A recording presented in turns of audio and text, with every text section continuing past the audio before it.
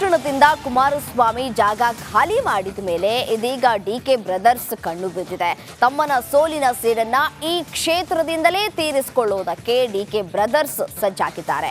ಆ ಕುರಿತ ಒಂದು ವಿಶೇಷ ವರದಿ ಇಲ್ಲಿದೆ.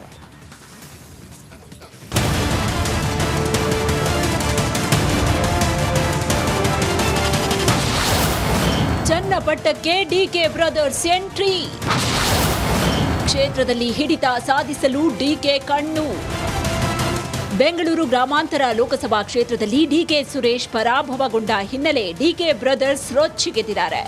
ದೋಸ್ತಿಗಳಿಗೆ ಟಕ್ಕರ್ ಕೊಡೋದಕ್ಕೆ ಕೇಂದ್ರ ಸಚಿವ ಎಚ್.ಡಿ. ಕುಮಾರಸ್ವಾಮಿ ಕೋಟೆಗೆ ಲಗ್ಗೆ ಇಡೋದಕ್ಕೆ ಸಜ್ಜಾಗಿದ್ದಾರೆ. ಅದರಂತೆ ರಾಜ್ಯದ 3 ವಿಧಾನಸಭಾ ಕ್ಷೇತ್ರಗಳಿಗೆ ಉಪಚುನಾವಣೆ ನಡೆಯಲಿದ್ದು ಅದಕ್ಕಾಗಿ ಉಸ್ತುವಾರಿಗಳನ್ನ ಕೈ ನೇಮಿಸಿದೆ. ಈ ಮಧ್ಯೆ ಡಿಸಿಎಂ ಡಿಕೆ ಶಿವಕುಮಾರ್ ಚನ್ನಪಟ್ಟಣದಲ್ಲಿ ಈಗಾಗಲೇ ರೌಂಡ್ಸ್ ಹೊಡಿತಾ ಇದ್ದು ಕ್ಷೇತ್ರದಲ್ಲಿ ಹಿಡಿತ ಸಾಧಿಸುವುದಕ್ಕೆ ಪಟ್ಟು ಹಿಡಿದಿದ್ದಾರೆ.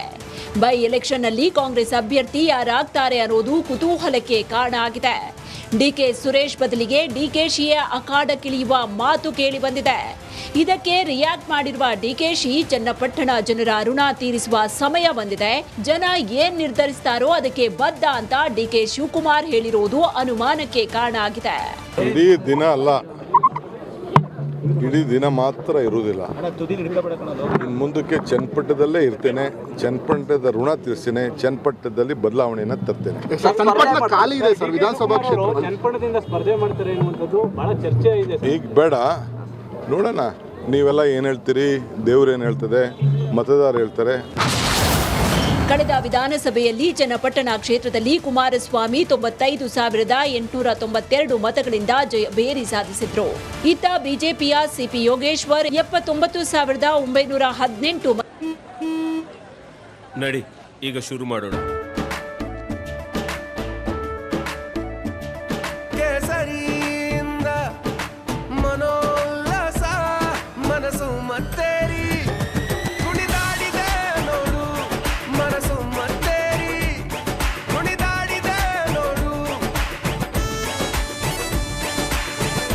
ಕ್ಷಣ ಕ್ಷಣವೂ ಆಚರಿಸಿ ಕೇಸರಿ ಹಬ್ಬ.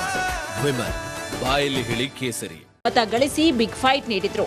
ಆದ್ರೆ ಕಾಂಗ್ರೆಸ್ ಅಭ್ಯರ್ಥಿ ಎಸ್ ಗಂಗಾಧರ್ ಕೇವಲ 15,344 ಮತಗಳನ್ನ ಪಡೆದಿದ್ರು. ಹೀಗಾಗಿ ಈ ಬಾರಿ ಕಾಂಗ್ರೆಸ್ನಿಂದ ಯಾರು ಅಖಾಡಕ್ಕಿಳಿತಾರೆ, ನಿಂತ್ರೆ ಎಷ್ಟು ಮತಗಳನ್ನ ಗಳಿಸಬಹುದು ಅನ್ನೋ ಲೆಕ್ಕಾಚಾರ ಹೆಚ್ಚಾಗಿದೆ. ಉಪಚುನಾವಣೆಗೆ ಉಸ್ತುವಾರಿಗಳ ನೇಮಕ. 3 ವಿಧಾನಸಭಾ ಕ್ಷೇತ್ರಗಳ ಉಪಚುನಾವಣೆಗೆ ಕಾಂಗ್ರೆಸ್ ಉಸ್ತುವಾರಿ ಸಮಿತಿ ರಚನೆ ಮಾಡಿದೆ. ಅಭ್ಯರ್ಥಿ ಆಯ್ಕೆ ಹಾಗೂ ಚುನಾವಣಾ ರಣತಂತ್ರ ರೂಪಿಸುವುದಕ್ಕೆ ಸಮಿತಿಗೆ ಜವಾಬ್ದಾರಿ ನೀಡಿದೆ. ಸಚಿವ ಚಲುವರಾಯಸ್ವಾಮಿ ಅಧ್ಯಕ್ಷತೆಯಲ್ಲಿ ಚನ್ನಪಟ್ಟಣ ಕ್ಷೇತ್ರದ ಉಸ್ತುವಾರಿ ಸಮಿತಿಯಾಗಿದ್ದರೆ, ಈಶ್ವರ್ ಖಂಡ್ರೆ ಅಧ್ಯಕ್ಷತೆಯಲ್ಲಿ ಶಿಗ್ಗಾಂವ್ ಕ್ಷೇತ್ರದ ಚುನಾವಣಾ ಉಸ್ತುವಾರಿ ಸಮಿತಿ ನೀಡಲಾಗಿದೆ. ಇನ್ನು ಸಂಡೂರು ಕ್ಷೇತ್ರಕ್ಕೆ ಜಮೀರ್ ಅಧ್ಯಕ್ಷತೆ ನೀಡಲಾಗಿದೆ. ದೋಸ್ತಿಗಳಿಗೆ ಟಕ್ಕರ್ ಕೊಡೋದಕ್ಕೆ ಕಾಂಗ್ರೆಸ್ ಭಾರಿ ತಯಾರಿ ನಡೆಸ್ತಾ ಇದ್ದು, ಕುಮಾರಸ್ವಾಮಿ ಕೋಟೆಯಲ್ಲಿ ತಿರುಗೇಟು ನೀಡೋದಕ್ಕೆ ಡಿಕೆ ಬ್ರದರ್ಸ್ ರಣತಂತ್ರ ರೂಪಿಸಿದ್ದಾರೆ. ಆದರೆ ಕಾಂಗ್ರೆಸ್ನಿಂದ ಅಖಾಡಕ್ಕಿಳಿಯೋದ್ಯಾರು, ಯಾರು ಗೆಲ್ತಾರೆ ಅನ್ನೋದು ಕುತೂಹಲ ಆಗಿದೆ. Bureau report, republic Kannada.